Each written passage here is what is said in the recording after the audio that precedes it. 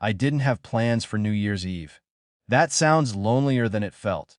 I was at my kitchen table with the window cracked open because the radiator hissed like it was angry at me. The street outside was already loud, firecrackers popping too early, someone practicing optimism with a car horn. I had a stack of envelopes spread out in front of me, the kind that arrive with stiff paper and neutral fonts, pretending not to know how much damage they can do. Most of them weren't mine. I was halfway through reconciling numbers again when my phone buzzed. No preamble. No typo that could soften it. You're just a burden. Stay away. That was it. No punctuation, no apology lurking behind it. Clean, efficient, like a door closed without drama. I stared at the screen longer than I should have, not because I didn't understand it, but because part of me was still adjusting to the idea that I was now officially labeled, not brother.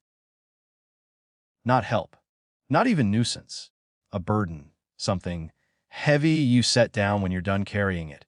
I didn't respond. I put the phone face down and kept adding numbers. For months, I'd been covering things I told myself were temporary. Late fees that were 01, time mistakes. Minimum payments while he waited for the next big break. A parking ticket he swore wasn't his fault.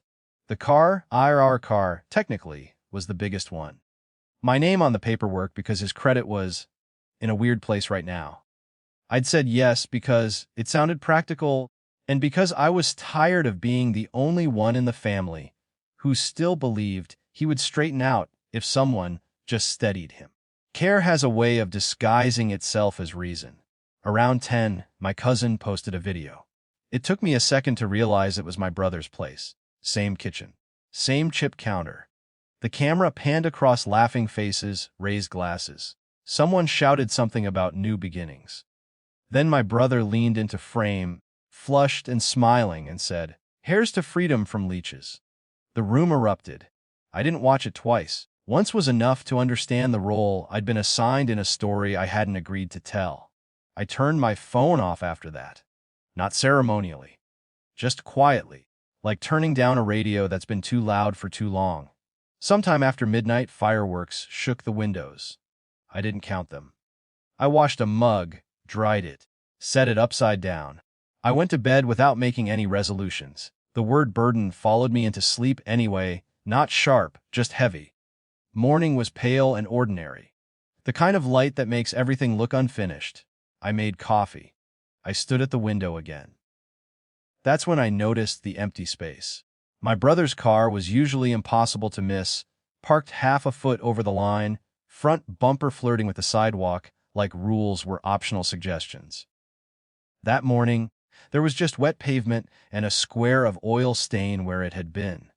At first, I assumed he'd come by late, grabbed it, driven off somewhere dramatic. That felt consistent with the night before. Then I saw the notice. Bright paper. Official wording. A phone number. The phrase "as impounded due to non-payment," printed without judgment, as if this sort of thing happened all the time. Which, apparently, it did. I didn't feel anything right away. No rush. No satisfaction. Just a slow alignment, like something sliding back into place after months of being slightly off. I went inside and pulled out the folder I'd stopped opening, because it made my chest tight. The car agreement was there, exactly as I remembered it. My name. My responsibility. Also my authority, though I'd treated that part like an inconvenience instead of a fact. The missed payments were not new. They were just finally noticed by someone who didn't accept explanations. By mid-morning, my phone was on again. There were messages waiting. First confusion. Then irritation. Then the sharp turn toward accusation. "What did you do? This is messed up. You had no right." I read them in order. I didn't answer. I called the number on the notice instead. The woman on the line sounded like she'd already handled 3 arguments that day and was bracing for a 4th. I didn't argue. I confirmed information. I asked what would be required to release the vehicle. She told me methodically without sympathy or hostility. Just facts. When I hung up, my hands were steady. That surprised me. Authority didn't arrive with flashing lights or raised voices. It came in the form of policy, deadlines, and a balanced due. Unmistakable, but not dramatic. The kind of intervention that doesn't care about family dynamics or who toasted to what the night before.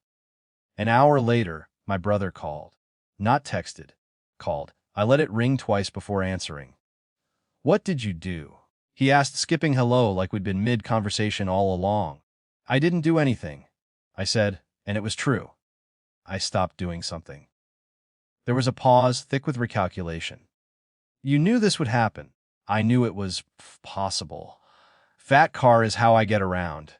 "So was my credit," I said. I didn't raise my voice. I didn't lower it either. He laughed once, sharp and incredulous.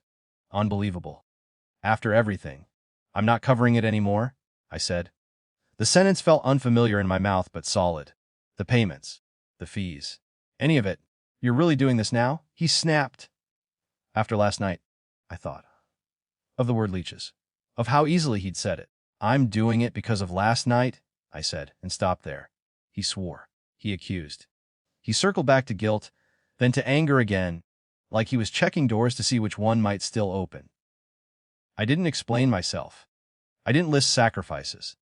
I didn't ask him to understand. Silence did the work words used to do. Eventually, he hung up. The rest of the day was quiet. Uncomfortably so. I noticed small things I'd been too busy to register before. The hum of the fridge, the way afternoon light cut across the floor. I felt lighter, but not happy.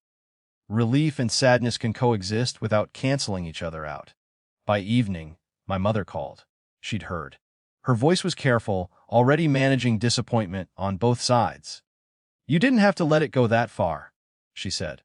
"I didn't let it," I replied. I stepped back.